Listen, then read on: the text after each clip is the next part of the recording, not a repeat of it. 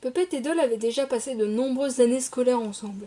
Ils avaient tellement pris l'habitude d'être ensemble qu'ils étaient comme des frères et sœurs. Mais ils vont finir par découvrir que tous les deux ne sont pas des personnes normaux. C'est un jour d'été comme les autres. Il faisait chaud, il y avait du soleil, rien de spécial.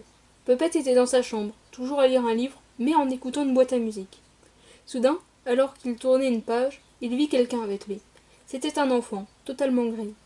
Puppet le regarda fixement, puis, dès qu'il cligna des yeux, la silhouette disparut.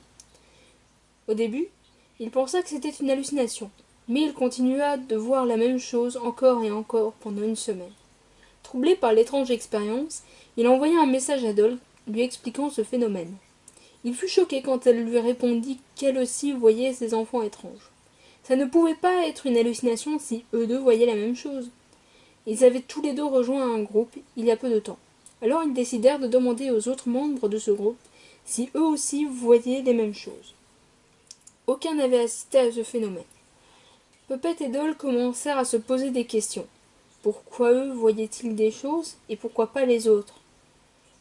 Ces choses se reproduisirent de plus en plus. 2 fois par jour, un enfant apparaissait devant eux. Mais tout s'éclaircit quand ils finirent par les voir aussi en rêve. Leur nuit devenait alors de plus en plus courte. Ils essayèrent alors de se retrouver un jour afin d'essayer de parler avec ces enfants. Il le fit le jour suivant. Ils attendirent le soir. Une fois le soir arrivé, ils s'endormirent en même temps. C'est là que les enfants ont pu parler.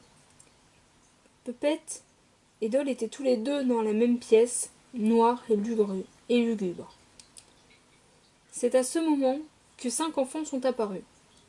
Il y en avait un étant plus foncé que les autres. C'est lui qui s'avança en premier vers les 2 cousins. « Vous pouvez nous aider ?» demanda celui-ci. « Pourquoi ?» demanda Doll. « Comment ?» fit Puppet, limite directement après. « Il y a des gens, reprit-il, en violet. Ils nous ont fait du mal. » Il y eut un long silence que Puppet et Doll ne voulaient pas déranger. « Tous ceux qui portent du violet sont mauvais ?» Suite à la phrase de Puppet, les autres enfants se mirent à pleurer. C'est à ce moment-là que Puppet et Doll se réveillèrent. Depuis cette nuit, plus rien n'est venu les déranger. Jusqu'à un jour, Puppet venait de se réveiller et il vit à côté de son lit l'enfant enfoncé qu'il avait vu en rêve. Il pensait qu'il rêvait, mais peu importe ce qu'il faisait, l'enfant ne disparaissait pas. « Bon, fit-il, qu'est-ce que tu veux ? » « Nous avons besoin de votre aide, répondit le gamin. « Mais qu'est-ce que je peux faire pour vous ? » Se méfier. Il s'appelle Vincent, je crois, et il n'est pas seul. Il est avec quelqu'un comme lui. Je crois qu'elle s'appelle Venciana. Et comment veux-tu que je sache qui est qui ? Je ne suis pas Dieu non plus. Il porte toujours du violet.